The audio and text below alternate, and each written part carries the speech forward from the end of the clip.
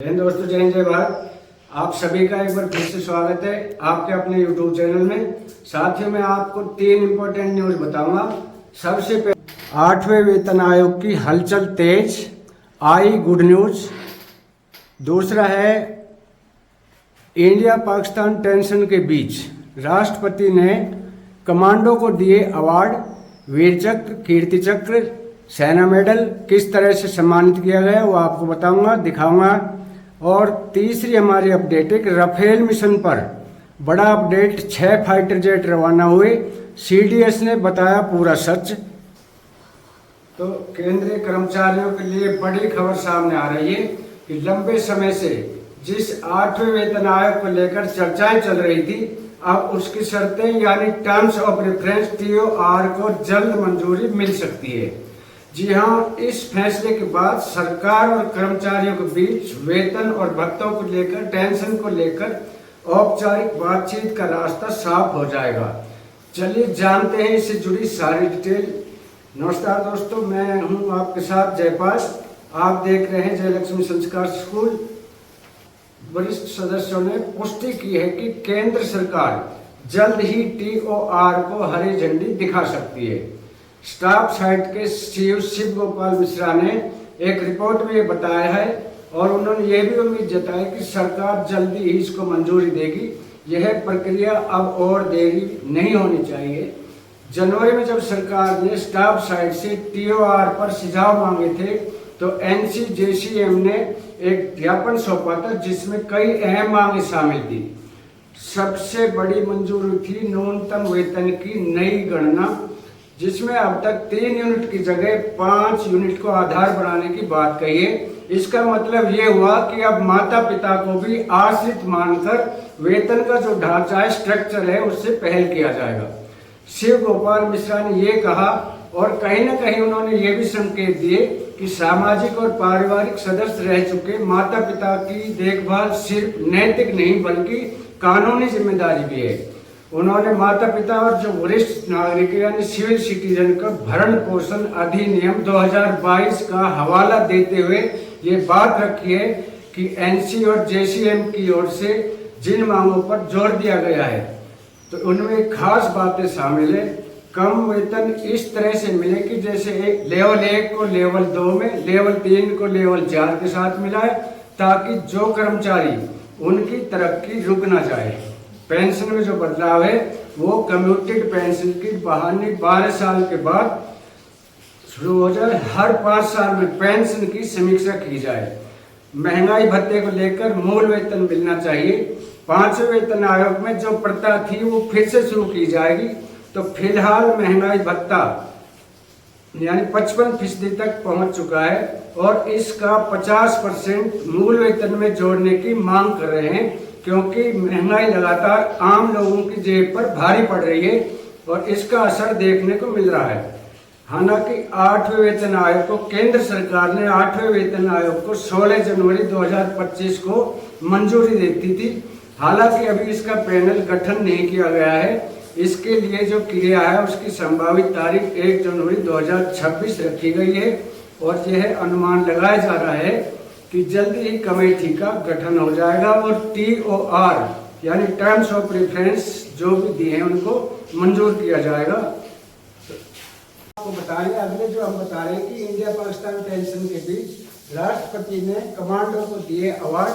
तो किसको कौन सा अवार्ड दिया वो हम आपको बताएंगे कि संवेदनशील इलाके में अनेक सैन्य अभियानों का नेतृत्व कर चुके सूबेदार विकास तोमर को घने जंगल में स्थित एक ढोक पर आयुक्त सौंपा गया। असाधारण समझ से भौगोलिक बारियों को धरपकड़ करते हुए और आतंकवादियों की हरकतों का विश्लेषण करते हुए सूबेदार विकास तोमर ने अपनी टीम के साथ ग्रोह की घेराबंदी की और आतंकवादियों ने अचानक इन पर भीषण गोलीबारी शुरू कर दी।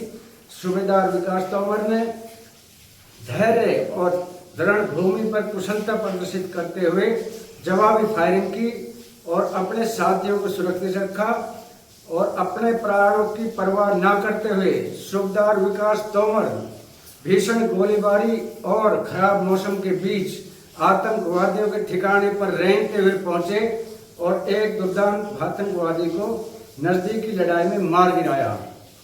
रण क्षेत्र में कमल युद्ध पनीर का रक्षा, वीरता और सैन्य नेतृत्व को व्याख्यान करने के लिए सूबेदार विकास तोमर को शौर्य चक्र से सम्मानित किया जाता है।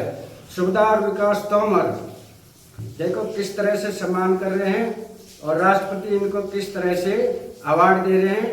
आप राष्ट्रपति को भी देखें, विकास तोमर जी को अभी सम्मानित किया जा रहा है। जैसे कि इन्होंने सल्यूट किया, शौर्य चक्र के पश्चात अब कीर्ति चक्र प्रदान किए जाएंगे और साधारण वीरता के लिए Kirti Chakra major Mallya Ramgopal Naidu, Maratha light infantry regiment, 56वीं बटालियन राष्ट्रीय राइफल।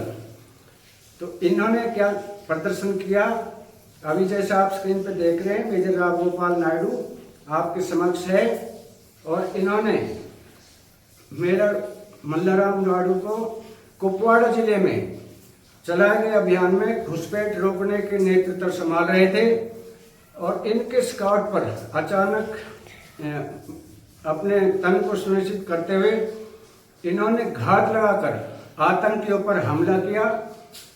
आतंकी द्वारा किए गए जमाल हमले से अपने सैनिकों के ऊपर खतरे को भांपते हुए अपनी निडरता से आगे बढ़ते हुए एक आतंकवादी को मार गिराया और 3 को घायल कर दिया। बाहर गोछारों के बीच इन्होंने अपने आप को, अपनी टुकड़ी को बचाते हुए 3 और आतंकियों का सफाया किया और एक गुफा में छुपे हुए 5 आतंकियों पर अंधाधुंध गोली की फायर चलाया और मौत के घाट उतार दिया। अब अधिक संकल्प शक्ति के साथ 2 कट्टर आतंकियों को मार गिराने के लिए आपको कीर्ति चक्र से सम्मानित किया जाता है। मेजर मल्लाराम गोपाल नायडू।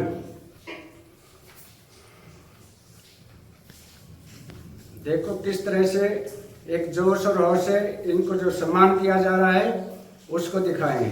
भाइयों और बहनों, जब देश की धरती पर जंग छिड़ी हो और फाइटर जो हमारे उड़ान भर रहे हों, तो उस देशभक्ति के बीच में जरा आपसे एक छोटा सा सवाल है। जब देश की सीमाओं पर जंग छिड़ी हो और फाइटर जेट गिर रहे हो, तब देश को क्या करना चाहिए?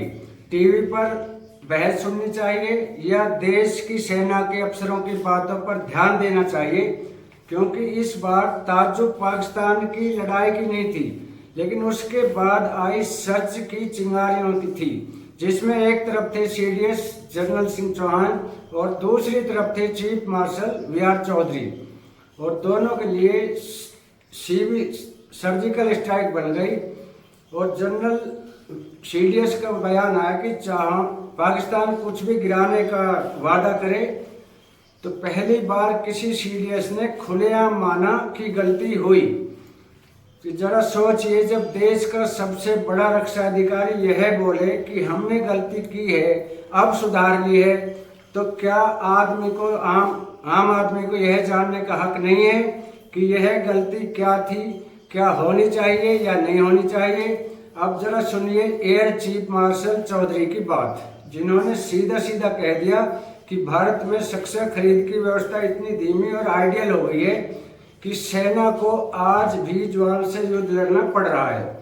यानी अगर लड़ाई में टैंक खराब हो जाए तो जवान को बोल दो कि बेटा घर से स्पेयर पार्ट ले आओ और दोबारा सेट कर लो।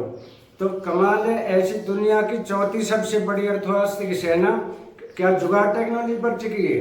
और जैसे ही ऑपरेशन सिंदूर के नतीजे आने शुरू हुए, पाकिस्तान का दावा आया कि हमने भारत के 6 फाइटर जेट गिराए, राफेल 3 शामिल है। अब हमारे देश में न्यूज चैनल ने तुरंत ग्राफिक्स बना के कहानियां बनाई, देखिए पाकिस्तान का झूठ, हमारा राजस्थान अजय। फिर जनरल चौहान बोले कि संख्या मायने नहीं रखती, हमने अपनी गलतियों को सुधारा है। जब देश के सबसे बड़े सैन्य अधिकारी कह रहे हैं कि गलती हुई है, तो पीआर जी के लिए फर्जी राष्ट्रवाद क्यों भेजा गया? अब जरा सोचिए, जब ऑपरेशन सिंदूर चल रहा था तब सेना की उधर कहाँ लग रही थी?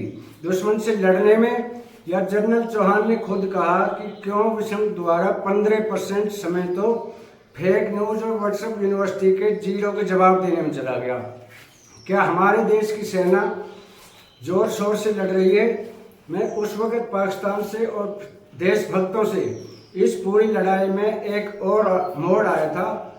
भारत की पहली एयर डिफेंस प्रणाली आकाश तीर, भारत में जैसे उन्होंने ड्रोन ठोका तो जिसकी दुनिया में बड़ी मावाई थी, लेकिन भारत की देसी टेक्नोलॉजी आकाश तीर ने आसमान में ही नेस्तनाबूद कर दिया।